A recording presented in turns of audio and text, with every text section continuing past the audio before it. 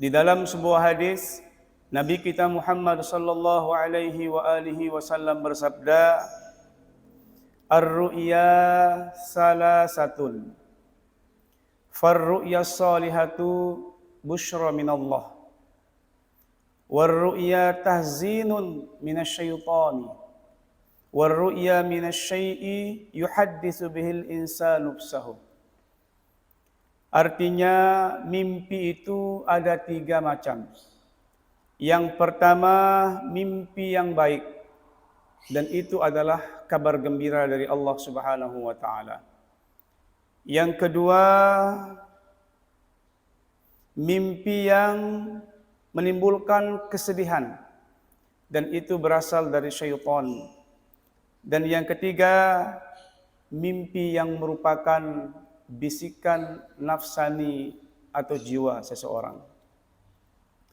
Para ulama mengatakan bahwa ketika menjelaskan hadis ini, bahwa mimpi itu kadang-kadang merupakan kabar gembira dari Allah Subhanahu wa taala, dan itu adalah mimpi-mimpi yang baik. Biasanya mimpi ini terjadi di sepertiga malam. Karena pada sepertiga malam itu Allah Subhanahu wa taala turun ke bumi, dan itu adalah waktu yang paling ijabah bagi seorang hamba untuk memohon kepada Allah Subhanahu wa taala. Mimpi yang baik bersumber dari Allah Subhanahu wa taala. Sehingga apabila kita bermimpi dengan mimpi jenis ini, maka Rasulullah sallallahu alaihi wa alihi wasallam memberikan tuntunan kepada kita. Yang pertama, hendaknya kita memuji Allah Subhanahu wa taala dengan mengucapkan alhamdulillah, karena Allah telah memberikan kabar yang baik melalui mimpi-mimpi kita. Itu sebabnya sudah sepantasnya, sudah sewajarnya kita memuji Allah Subhanahu wa taala. Kemudian yang kedua, hendaknya kita berharap kepada Allah Subhanahu wa taala agar mimpi baik yang muncul dalam tidur kita itu bisa menjadi kenyataan. Karena bisa saja mimpi yang baik yang merupakan kabar gembira dari Allah Subhanahu wa taala ketika terwujud dalam kehidupan nyata, itu akan membuat seorang mukmin yang bermimpi semakin kuat keyakinannya dan semakin optimis dalam melakukan perbuatan-perbuatan yang baik. Lalu yang ketiga, apabila kita bermimpi dengan mimpi yang baik, hendaknya kita menceritakan mimpi itu kepada orang-orang yang baik, orang-orang yang suka kepada kita, orang-orang yang akrab dengan kita. Karena ketika kita mendapatkan sesuatu yang baik, maka kita dianjurkan juga untuk menyampaikan kepada orang lain, agar orang lain juga merasa gembira ketika mendengarkan kita mendapatkan sesuatu yang menyebabkan kita optimis dalam kehidupan kita. Akan tetapi mimpi yang baik jangan sampai diceritakan kepada orang-orang yang benci, orang-orang yang mungkin iri kepada kita. Karena bisa saja mimpi yang baik itu akan semakin menambah kebenciannya, akan semakin menambah keiriannya atau kedengkiannya kepada orang yang bermimpi tersebut. Sehingga nanti bisa saja mimpi-mimpi yang baik itu kemudian ditafsirkan, dimaknai dengan makna-makna yang tidak baik. Kemudian yang berikutnya, hendaknya kita waspada, hendaknya kita berhati-hati, jangan sampai disebabkan karena mimpi itu kita bersifat ujub, takabur atau sombong kepada orang lain. Ini adab ketika kita bermimpi dengan mimpi yang baik. Adapun yang kedua, mimpi yang mencemaskan, mimpi yang menakutkan, mimpi-mimpi yang membuat kita menjadi pesimis, itu adalah salah satu bentuk bisikan dari setan. Karena setan bermaksud untuk menakut-nakuti kita, membuat kita berputus asa, kemudian tidak memiliki harapan apa-apa dalam kehidupan ini. Sehingga kadang-kadang setan kemudian muncul dalam mimpi kita menampakkan hal-hal yang menakutkan, mengkhawatirkan, yang membuat kita kemudian tidak tenang melakukan aktivitas, murung karena khawatir. Jangan-jangan mimpi yang dari setan tersebut ternyata akan berwujud nyata dalam kehidupan kita. Lalu Nabi kita Muhammad sallallahu alaihi wasallam memberikan tuntunan kepada kita apabila kita bermimpi dengan mimpi yang buruk, yakni mimpi yang merupakan bisikan-bisikan atau gambaran-gambaran dari setan, Nabi memberikan tuntunan kepada kita. Apa yang mesti kita lakukan kalau bermimpi dengan mimpi yang buruk?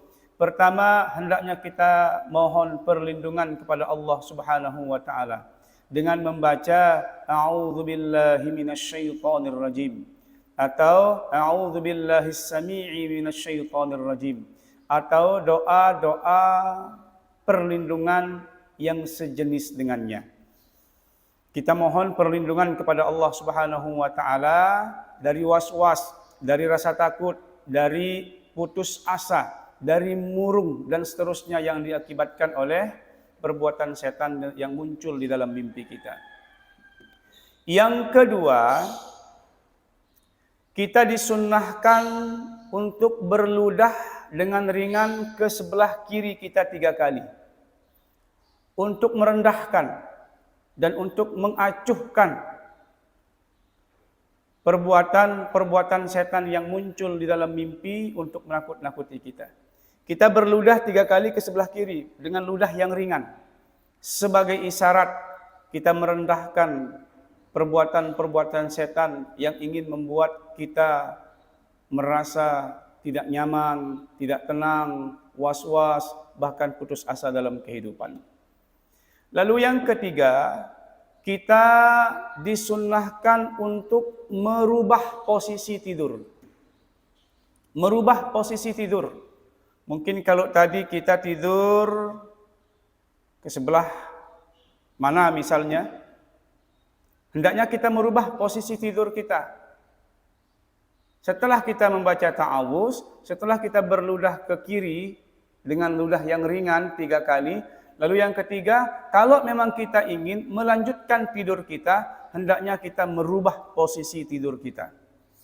Lalu yang keempat, jika tidak membuat kita tenang, maka hendaknya kita bangkit kemudian berwudu. Setelah itu kita mengerjakan sholat sunnah, lalu mohon perlindungan kepada Allah Subhanahu wa ta'ala. Dan mimpi yang buruk itu, mimpi yang tidak baik itu, jangan sekali-kali diceritakan kepada siapapun juga. Sebab lebih-lebih kalau mimpi yang buruk itu kita ceritakan kepada orang-orang yang iri, yang dengki, yang tidak suka kepada kita, maka dia akan berusaha untuk memojokkan, menakut-nakuti kita dengan mimpi tersebut. Kadang-kadang dia akan mengatakan, oh kamu akan mengalami hal yang buruk, kamu akan mengalami kegagalan, bahkan kamu akan mengalami penyakit yang berat, yang sakit, atau bahkan mungkin kamu akan mengalami kebangkrutan, kemiskinan, dan seterusnya. Bisa saja juga sambil guyon-guyon dia akan mengatakan, oh dulu ada teman saya yang bermimpi seperti ini. Ternyata beberapa hari kemudian setelah itu dia mati, dia meninggal dunia. Nah, kalau sampai kemudian orang-orang yang kita ceritakan mimpi yang buruk ini menafsirkan mimpi buruk itu dengan hal-hal yang lebih buruk dari pengetahuan kita, justru itu akan mengakibatkan hati kita semakin was-was. Mengakibatkan hati kita semakin tidak tenang, semakin berputus asa dari rahmat Allah Subhanahu wa taala. Itu sebabnya kalau kita bermimpi dengan mimpi yang buruk, semaksimal mungkin kita sembunyikan, kita tutupi. Kalau memang kita sudah minta perlindungan, pertolongan kepada Allah Subhanahu wa taala, jangan diceritakan. Baik kepada orang yang senang, yang suka kepada kita, lebih-lebih lagi dengan orang yang memang benci dan tidak suka kepada kita. Ini tuntunan Nabi kita Muhammad sallallahu alaihi wasallam tentang mimpi. Begitu sempurnanya agama kita ini, sampai dalam persoalan mimpi kita diberikan tuntunan oleh Nabi sallallahu alaihi wasallam. Agar mimpi itu pada satu sisi tidak kita anggap sebagai sesuatu yang berlebihan, namun pada sisi lain tidak kita anggap sebagai sesuatu yang sangat remeh dan tidak memiliki makna apa-apa. Nabi mengajarkan kita menempatkan mimpi itu pada tempatnya. Kalau memang dia mimpi yang baik, itu dari Allah Subhanahu wa taala, maka pujilah Allah Subhanahu wa taala. Kemudian bersifat optimislah, berharaplah agar mimpi yang baik itu bisa berwujud nyata dalam kehidupan kita. Dan ceritakan kepada kawan-kawan dan keluarga kita yang baik-baik, yang senang, yang cinta, yang suka dan akrab kepada kita. Namun ketika kita bermimpi yang buruk, yang merupakan godaan-godaan syaitan di dalam tidur kita, maka kita dianjurkan untuk menutup rapat-rapat mimpi itu. Jangan diceritakan, jangan diekspos ke orang lain, karena hal itu bisa mengakibatkan kita justru semakin parah disebabkan karena menceritakan mimpi. Adapun mimpi yang ketiga adalah mimpi yang disebabkan oleh bisikan jiwa kita sendiri. Mungkin dalam kehidupan kita punya suatu masalah, suatu persoalan. Karena setiap kita pasti punya masalah di dalam kehidupan ini. Karena begitu berpengaruh dan besarnya masalah itu, sehingga terpikir terus. Dia masuk terbersit ke dalam hati kita. Sampai kemudian pikiran itu terbawa ke dalam mimpi. Yang akhirnya bayangan-bayangan yang terdapat di dalam pikiran itu atau di dalam hati itu menjelma, muncul di dalam mimpi kita. Menjadi bagian-bagian tertentu. Kalau ini hanya sifatnya bisikan semata. Kalau kita sangat merindukan seseorang misalnya, karena sangat rindunya kita, bisa saja terbawa ke dalam dunia mimpi. Saking bencinya kita kepada seseorang misalnya, bisa saja terbawa ke dalam mimpi. Ya.